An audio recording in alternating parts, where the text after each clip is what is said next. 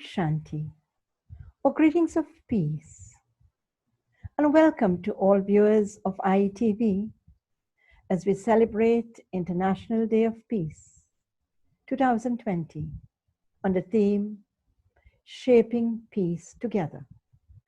The Brahma Kumaris, with its spiritual headquarters in Mount Abu, Rajasthan, India, comprises a worldwide network of centers in more than 130 countries and is an international non-governmental organization of the United Nations accredited with general consultative status with the Economic and Social Council.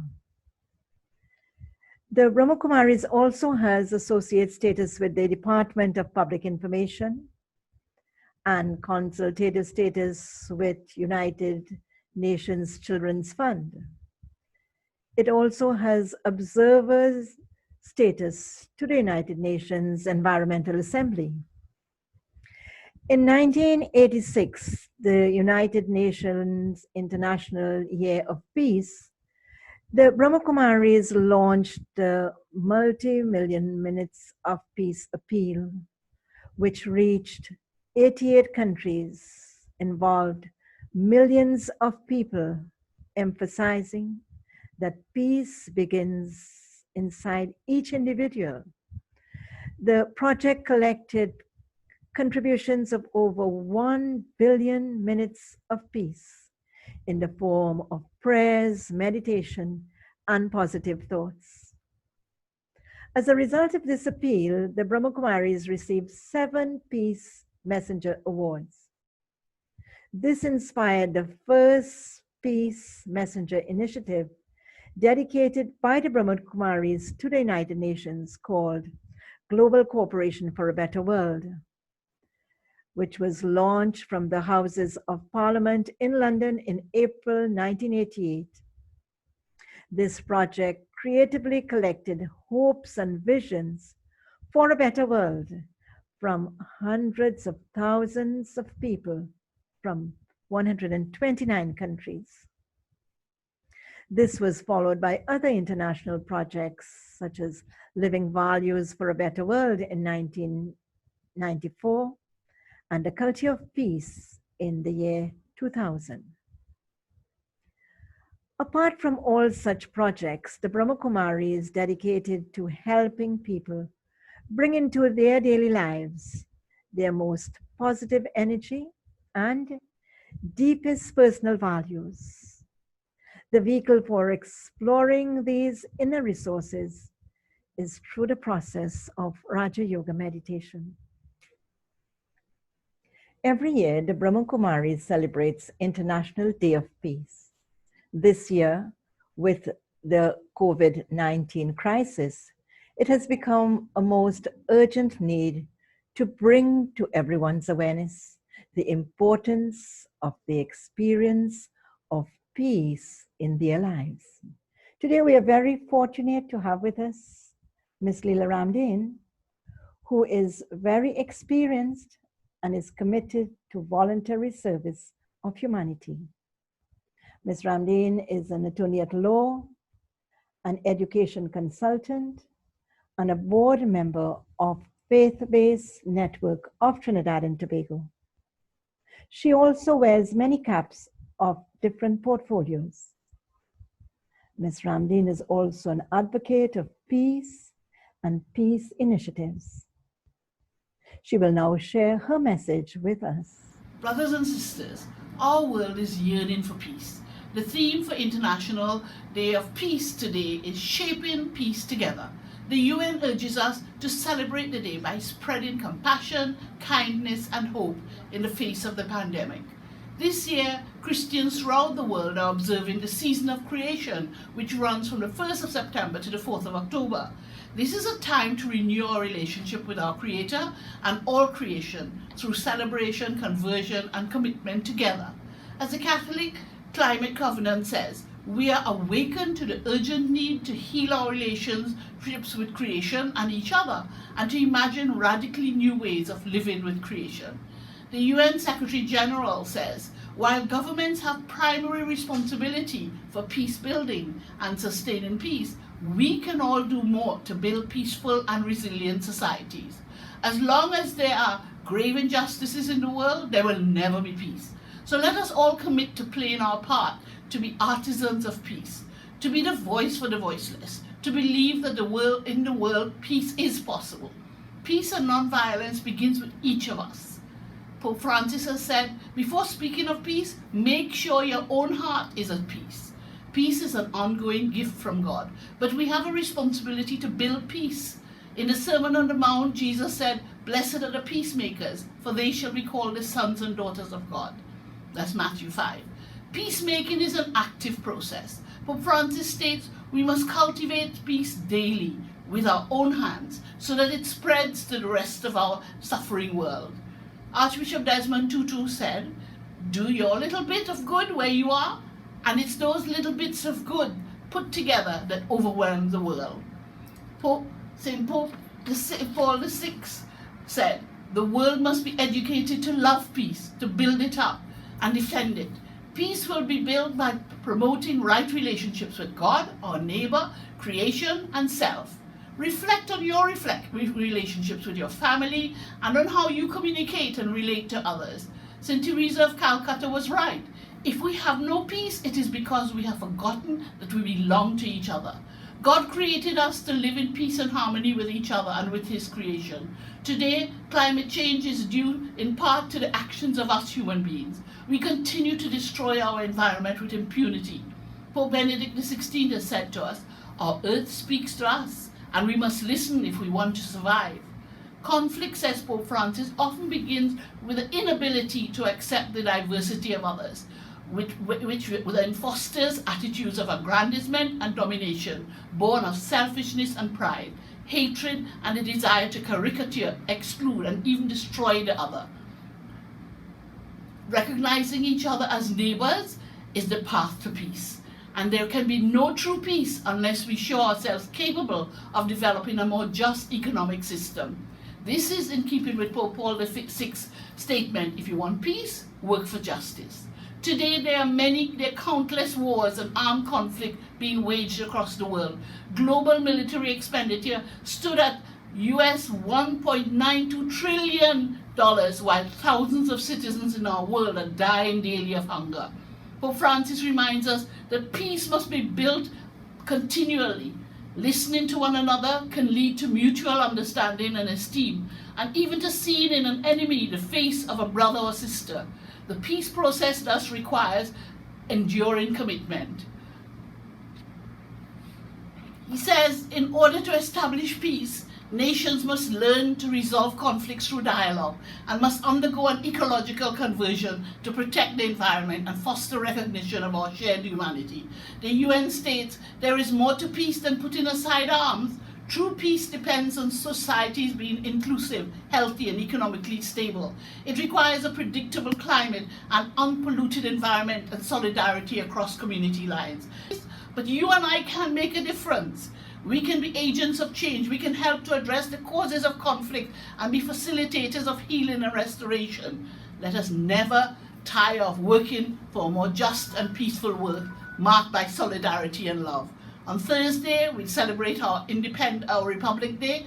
May the Lord continue to bless our beloved nation and inspire us with wisdom and courage to work for lasting peace. I pray, let there be peace, Lord, and let it begin with me. Thank you. Today, we are also very honored to have with us Sister Gayatri Narayan. Sister Gayatri has been practicing meditation for over 45 years. Sister Gayatri has been the Brahma Kumari's representative to the United Nations since 1980. She facilitated the Brahma Kumari's representation with the United Nations in New York in the Department of Public Information, and was also able to secure a consultative status with the Brahma Kumaris in the Economic and Social Council. As the Brahma Kumaris liaison to the United Nations, her role is to connect with what the United Nations is doing on a global scale in social and humanitarian fields of development, with what the Brahma Kumaris are doing in those same areas, using their expertise in spiritual growth of people on a personal scale. Let us now hear from Sister Gayatri. Good morning, Trinidad and Tobago. Happy Peace Day. Today, the UN is asking us to come together and share peace as a collective. I'd like to talk to you about the big if of people, of problems, and of the planet. What if the planet were to have a huge computer with the ability to scan the personalities of the people and reveal the causes of the problems that are currently raging through the world, destroying peace, nonviolence, and truth? What causes of the world's state of violence and unrest might be revealed? Lust of power, anger, greed, fear, injustice, possessiveness, ego, arrogance, and abuse, just to name a few. What if, on seeing the diagnosis from this huge computer, the people were to stop blaming others and, as responsible citizens, realize that just as there are no limits to the problems facing us, there are also no limits to our inner capacity, our spiritual capacity, to transform ourselves and our problems, and we are a collective, a human family creating solutions. What if we realized that beneath the veneer of our weaknesses and our apparent self-interests that are manifesting themselves on the planet, breaking our planet apart, that there's a latent seed of inner greatness that is persistent and that is restorative? We might come to understand that our greatness lies not so much in being able to repair this and remake our world, the world outside of us, as we have perhaps believed in the past and still believe in the present, but this inherent seed is the secret to us being able to restore ourselves by focusing on that which is original, beautiful, and divine within us. We might rediscover in ourselves the ideals of peace, the ideals of shanti, of nonviolence, ahimsa, and of truth, satyagraha. What if, instead of being helpless visionaries who become disheartened after a while, we become practical idealists, recovering and re-emerging a natural and innate peacefulness within? If we understood these things to be true, then we would understand that peace is possible. There is a saying that the Brahma Kumaris have, and that is Om Shanti. And when Dadi Janki was here, and many of you know her, she left the body in March this year when she was 104 years old, and I know she visited Trinidad on a number of occasions. She would say Om Shanti 3 times. And the meaning can be interpreted according to the circumstances in which it is said. But it has a profound meaning. It means Om Shanti, I am peace. Om Shanti, I belong to the source of undivided peace, the divine God. And Om Shanti, the home of the soul, is peace. But let's look at this Om Shanti in the context of world peace. I would like to connect the three Om Shantis, of course, to the latent core of peace, that core strength peace that lies within the souls. It is also the nature of the planet, and perhaps it is the core solution to all our problems at this time. So the first Om Shanti is to look at the original and innate state of the soul. Peace is intrinsic in the natural state of being. Peace is intrinsic in this continuous flow that we see in our planet, the flow of creation, the flow of sustenance, and the flow of transformation, or we could see, we could sometimes refer to it as destruction.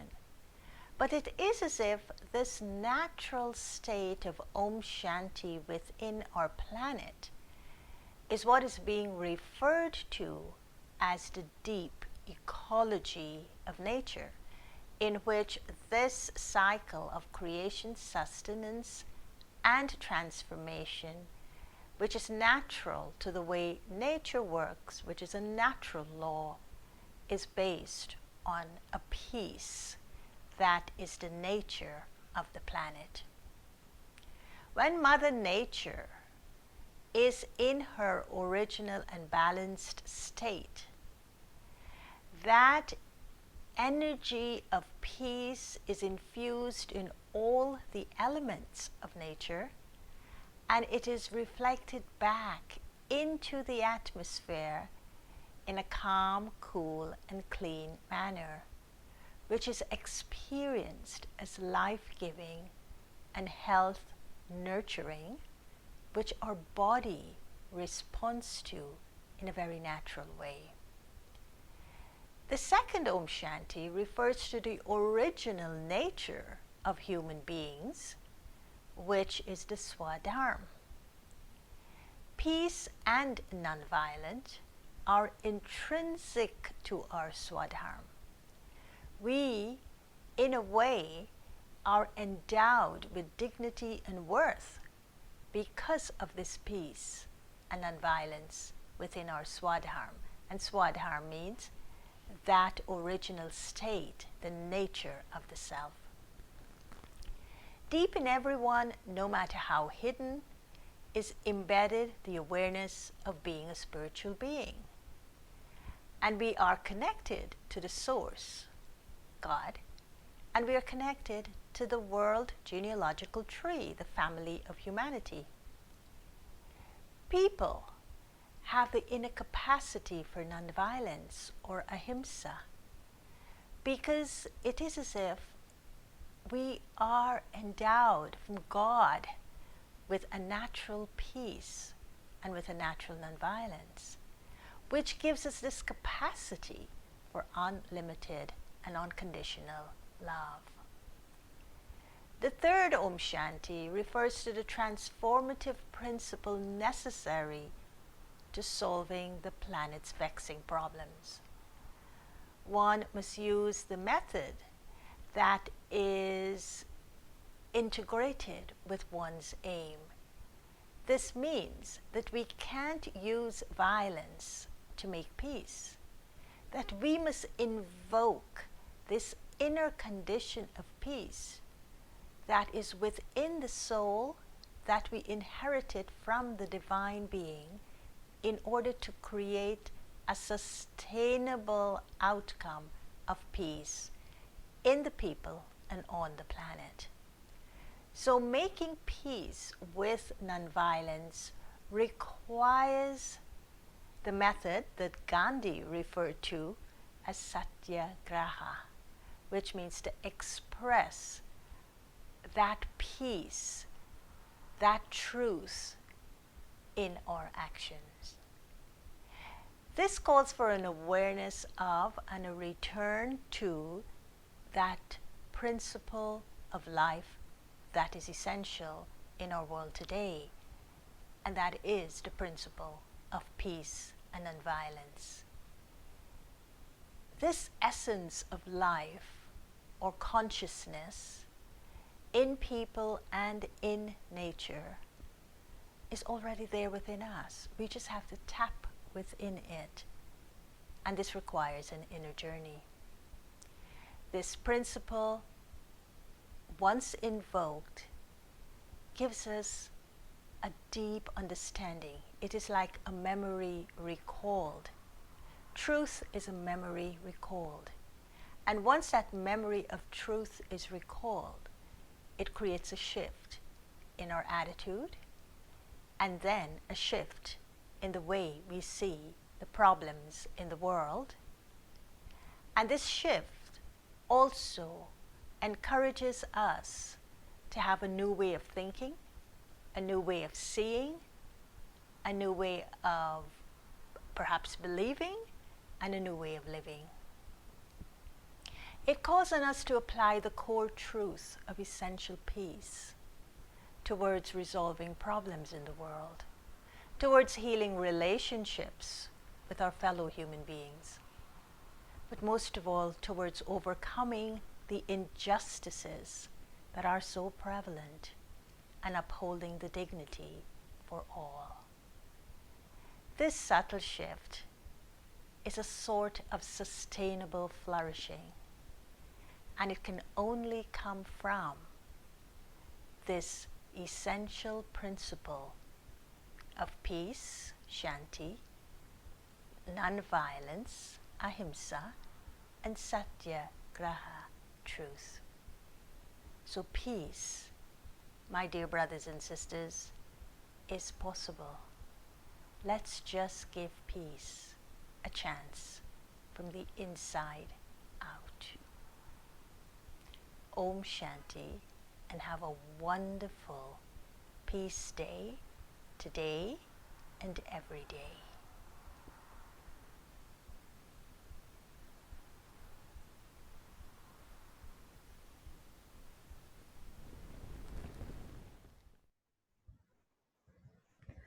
At this time, we are up for a bit of an entertainment by Mr. Levi Marshall, who resides in Belmont and has recently completed his bachelor's degree in Information Systems Management from the University of the West Indies, Roytech, and is awaiting graduation.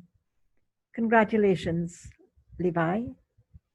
He has also completed grade 8 in music theory from the Associated Board of the Royal Schools of Music and holds a grade 8 practical in solo tenor steel pan from the University of the West Indies. Levi is also a member of the St. Francis Spiritual Baptist Church in Pitibali. Now let's enjoy Levi Marshall on the steel pan.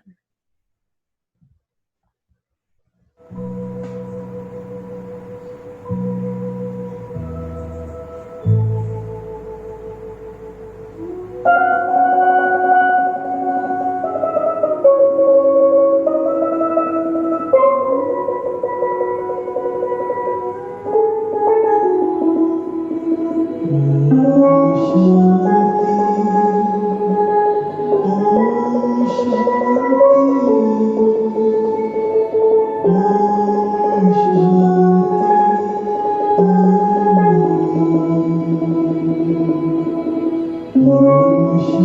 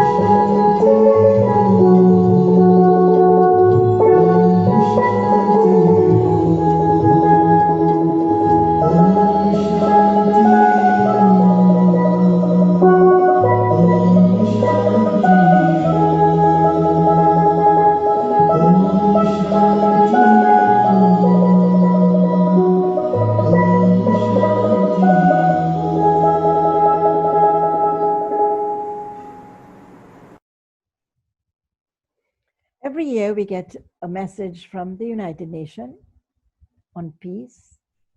At this time, through video, let us listen to this year's peace message from the Secretary General of the United Nations, Mr. Antonio Guterres. The International Day of Peace is devoted to urging warring parties everywhere to lay down their weapons and work for harmony. As the COVID-19 pandemic continues to ravage the world, this call is more important than ever. That is why I appealed for a global ceasefire in March. Our world faces a common enemy, a deadly virus that is causing immense suffering, destroying livelihoods, contributing to international tensions, and exacerbating already formidable peace and security challenges. The focus of this year's International Day of Peace is shaping peace together. In that spirit, and to mark our 75th anniversary, the United Nations is bringing people together for a global conversation about shaping our future and forging peace in trying times. In these days of physical distancing, we may not be able to stand next to one another, but we must still stand together for peace. And together, I know we can and will build a more just, sustainable and equitable world.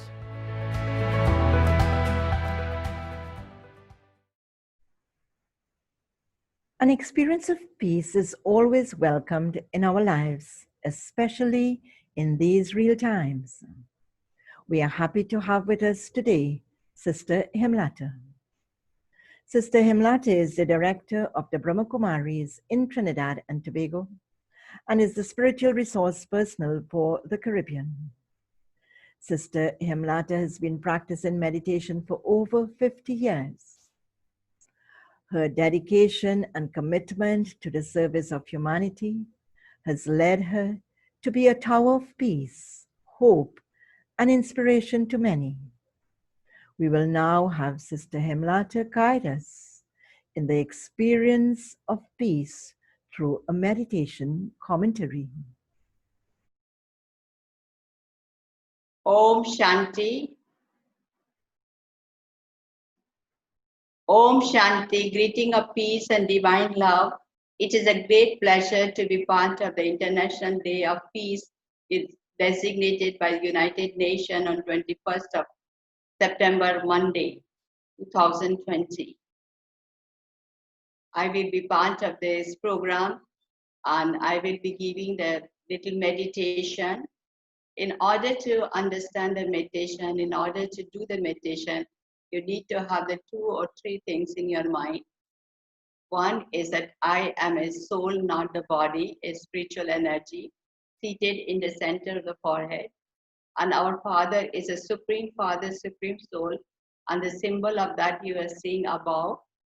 And the third thing which we have to understand, that I, the soul, as child of God, is a peaceful energy. That is my original quality. I have so many other qualities, the peace, love, happiness, bliss, and wisdom, but I will be taking today the peaceful, peace only. And in that, you just follow the few thoughts which I will be giving you. Just turn your mind within. Turn your mind within and visualize yourself in the center of the forehead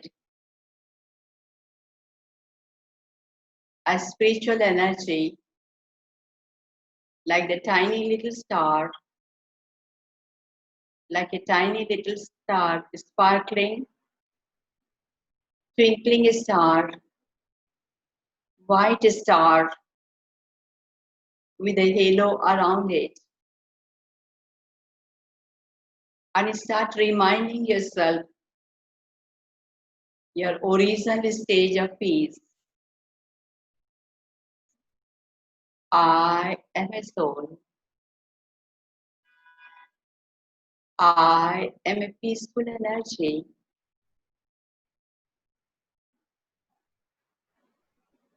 My original nature of the soul is peace. Peace is my religion.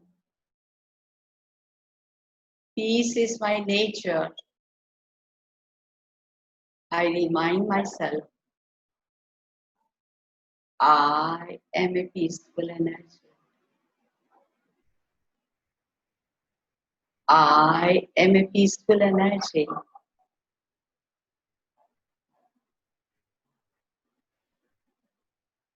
I am a peaceful energy.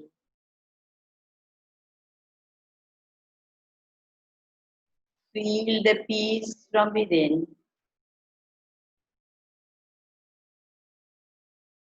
Feel the peace from within.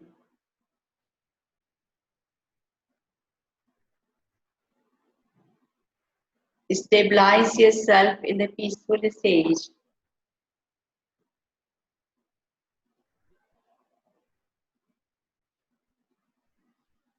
I am.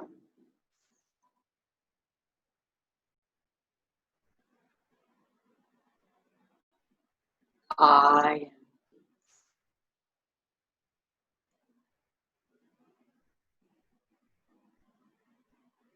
Touch the core of your heart.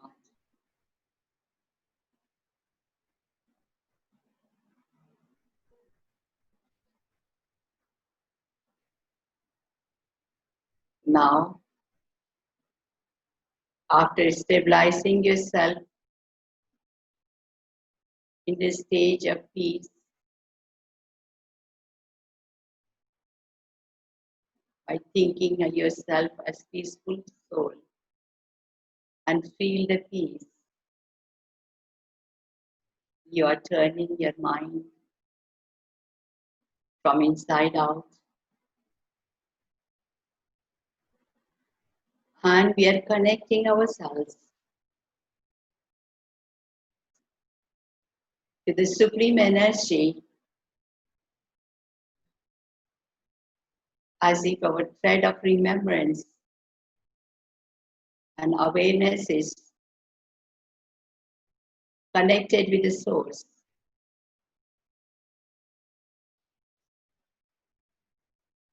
Source which is unlimited, treasure of peace, God is supreme, as if the God is supreme light, sending the rays of peace in all directions equally. Let us tune ourselves to those rays, vibrations coming from the unlimited source of God, and visualize the rays of peace, vibration of peace coming towards me individually and coming towards us collectively.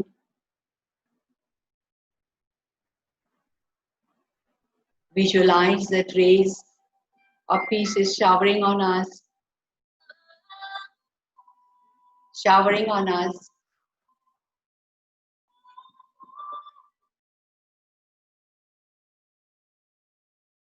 And we are totally surrounded by the peace, energy of peace around us, energy of peace around us. And as if God is sending the vibration and rays of peace through my being to the whole world, wishing all the souls of the world feel that peace within their heart, within their heart. Once again, I remind myself, I am a peaceful energy, child of God, protected and guided by God, and free from the fear of uncertainty. Om Shanti. At this time, I would like to express our deepest appreciation to Ms. Lila Ramdeen, who was so ever ready to be part of this program with all her vibrancy, as you would have seen. She reminded us that peacemaking is an active process, and you and I can make a difference in creating peace. Our sincere gratitude to Sister Gayatri Narayan, our Brahma Kumari's representatives to the United Nations for being with us from USA. Her presence and contribution this morning meant a great deal to us.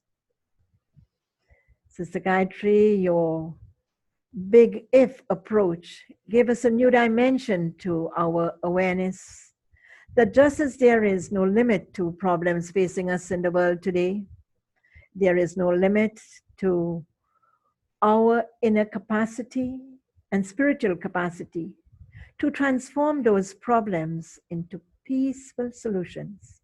So once more, thank you. To Mr. Levi Marshall, our most sincere appreciation for your unlimited willingness for playing the steel pan for us this morning. You are a brilliant young man, and our best wishes and God's blessings for all successes in your life. Thank you. Special thanks to the United Nations for the Secretary General's message today. To Sister Himlata, thank you, Sister, for guiding us into such a peaceful experience of meditation. Your vibrations and energy did recharge us. Thank you. In closing, let us be reminded in these real times, even though we are limited to going outside as we normally do, let's reroute, explore, and experiment with taking time out to go inside, into the sacred space of our inner being, and bring together the pieces by shaping peace within us as individuals, as a family unit, as a community, a country, and as a world, together we shape peace. Thank you. At this moment, we shall conclude with few moments of the experience of peace. Internalize the thoughts and become aware. I am peace. Peace is my true nature. In this awareness, let us take our thoughts to the supreme source of energy, God, the ocean of peace. As we withdraw this energy of peace from God the Supreme, let's fill ourselves and radiate it to the world, to nature, to all five elements. That peace becomes our way of life and remain our true nature. May peace be to all. Om Shanti. And now we end with a beautiful song entitled Let There Be Peace on Earth. This will be sung by Miss Chloe Bishop, a young and talented graduate of the University of the West Indies, pursuing a BA in musical arts. She continues her musical journey as an educator, arranger, musical director, and business enthusiast. She is a music teacher and the CEO of her performing arts school. Thank you, Chloe.